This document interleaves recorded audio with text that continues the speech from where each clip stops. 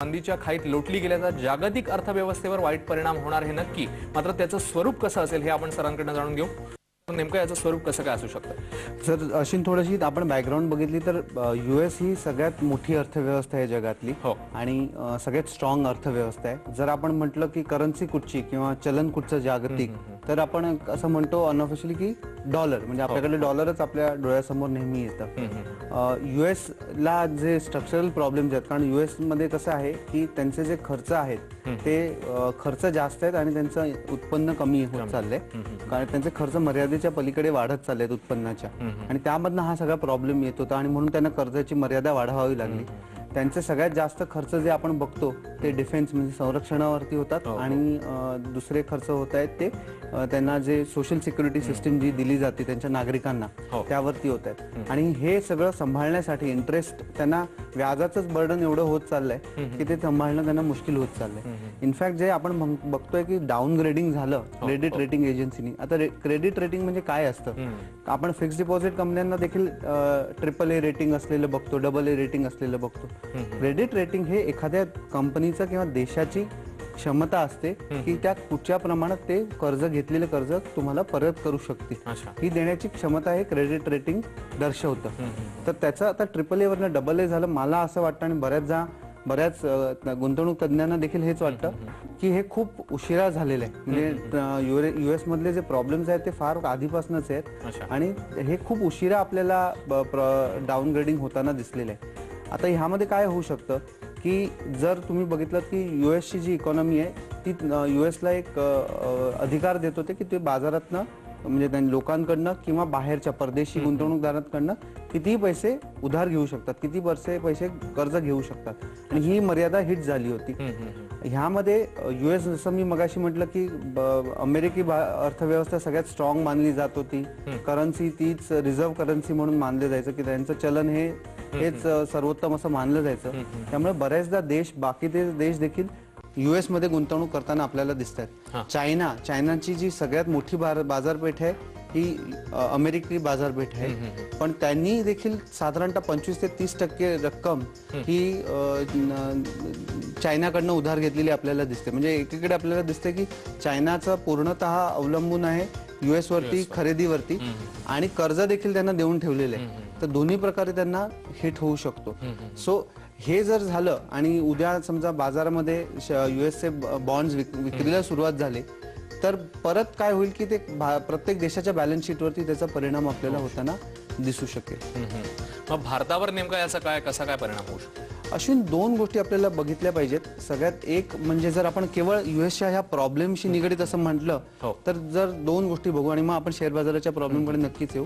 तर पहिला म्हणजे आपण जे एक्सपोर्ट करतो, आपण एक निर्यात जे काही करतो त्यातलं फार छोटा प्रमाण 16% साधारणतः आपण सॉफ्टवेअर मधनं आपलं उत्पन्न येतं, आणि टोटल जर आपण बघितलं तर USशी आपलं एक्सपोजर हे 4%च्या आसपास आहे. ह्यामुळे जर US बाजारात प्रॉब्लेम झाला तर नक्कीच आपल्या सॉफ्टवेअर कंपन्यांना प्रॉब्लेम होऊ शकतो, आपल्या निर्यातीवर परिणाम होऊ शकतो, पण आपल्या टोटल GDPच्या केवळ 4% होऊ शकतो. हा एक भाग. दुसरा भाग, जे USनी जेवढं कर्ज घेतलेलं आहे त्यापैकी केवळ आपला शेअर केवळ 0.3%, म्हणजे आता आपल्याला न्यूज सगळीकडे यायला लागेल की साधारणतः 1.5 लाख करोडचे बॉन्ड्स आपल्याकडे USचे आहेत. ते म्हणजे खूप कमी एक्सपोजर आहे असं आपल्याला मानायला हरकत नाही. त्यामुळे, आणि जर चायनाचं जसं मी म्हटलं 26% एक्सपोजर आहे अमेरिकी बॉन्ड्सवरती, त्यामुळे मला वाटतं की आपल्याला USच्या क्रायसिसचा फारसा परिणाम होईल असं मला वाटत नाही. मात्र एक ग्लोबल स्पिन ऑफ झाला की जागतिक सगळीकडे घडामोडी वाढायला लागल्या तर नक्कीच काही काळासाठी आपल्याला त्याचा परिणाम होताना, आपल्या बाजारांवरती परिणाम होताना दिसू शकतो. अच्छा. आणि आणखीन एक याच अनुषंगाने मला तुम्हाला विचारायचं, जसं आपण आता वाचलं की AAA वरून AA+ अशी आलेली, तर त्याचे नेमके निकष काय असतात? साधारण ही अर्थव्यवस्था जे ग्रेडेशन सिस्टीम आहे त्याच्याबद्दल मला थोडंसं जाणून घ्यायचं. जर एका बिझनेस स्कूलने आर्टिकल काढलं होतं की रेटिंग एजन्सीज रेटिंग देताना काय काय निकष लावतात, आणि ते जे निकष आहेत ते जे त्यांच्यावरती खूप टीका होत असते नेहमी. बरं. आणि युएस जर आपण आपल्याकडे बघितलं तर आपली अर्थव्यवस्था एवढी स्ट्रॉंग आहे, पण आपल्याला BBB- रेटिंग आहे, BBB- असं रेटिंग आहे. म्हणजे आपण युएस पेक्षा कमी रेटिंग मध्ये मानलो जातो. मात्र युएसला AAA रेटिंग दिलं गेलं होतं. त्यामुळे निकष ते वेगवेगळे लावताना सांगतात रेटिंग एजन्सीज. प्रत्येक रेटिंग एजन्सीचे वेगवेगळे निकष असतात, पण ते किती क्रेडिबल असतात आणि त्यामध्ये पॉलिटिकल कनेक्शन्स किंवा त्यांचे वेस्टेड इंटरेस्ट जे असतात ते किती असू शकतात, हे देखील एक विवादास्पद गोष्ट आहे. अच्छा, म्हणजे ते कंपनी नुरूप किंवा तुम्ही जसं म्हणाला एजन्सी नुरूप ते निकष जे आहेत ते बदलत जातात. याच अनुषंगाने तुम्हाला मला विचारायचं आहे की शेअर बाजारावर याचा नेमका कसा काय परिणाम होऊ शकतो आणि या शेअर बाजारातल्या गडगडाटी व्यतिरिक्त आपण त्याच्याकडे नेमकं कसं पाहायला पाहिजे या सगळ्या सिच्युएशनकडे? जर आपण बघितलं की शेअर बाजारांनी परवा जी एक मोठा डिप आला शेअर बाजारामध्ये आणि खूप मोठ्या प्रमाणात 700 मला वाटतं खाली गेला. पॉईंट्सनी खाली गेला आणि मग शेवटी 350-400 पॉईंट्स खालती बंद झाला. सो मला असं वाटतं की 2-3 गोष्टी होतील. जर आपण बघितलं तर गेल्या 1 वर्षात शेअर बाजाराने काहीच केलं नाही. 1 वर्षामध्ये शेअर बाजाराचे रिटर्न्स ऑलमोस्ट निगेटिव्ह येताना आपल्याला दिसत आहेत. गेल्या 3 वर्षाचे निगेटिव्ह रिटर्न्स देखील फ्लॅट आहेत. म्हणजे जास्त कुठे बाजार मुवमेंट होताना दिसलेलं नाही. सध्या जे आपल्याकडे प्रॉब्लेम्स आहेत आणि येत्या काही काळामध्ये देखील येऊ शकतात हे काही शेअर बाजाराला प्रॉब्लेम, तर ते 2 प्रकारे आपल्याला बघता येतील. एक आहे की आपण जे आपल्या पॉलिसी मेकर्सनी थोडंसं मागे राहिले, इन्फ्लेशनला आळा घालण्यामध्ये थोडंसं उशीर केला असं तज्ज्ञांना वाटतंय. आणि दुसरं आहे हे इन्फ्लेशन आलं कुठनं पण. जर इन्फ्लेशन आलं असेल तर आपण बघू शकतो की हे इन्फ्लेशन ऑइलमुळे येताना आपल्याला दिसतं, कारण ऑइल फार मोठ्या प्रमाणावर वाढलं.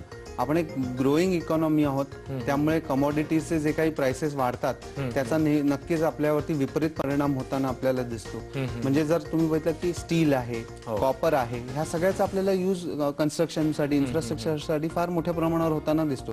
आणि मग ह्याच्या प्राइसेस जर जास्त राहतील तर त्याचा परिणाम महागाई वाढण्यामध्ये होत राहतो.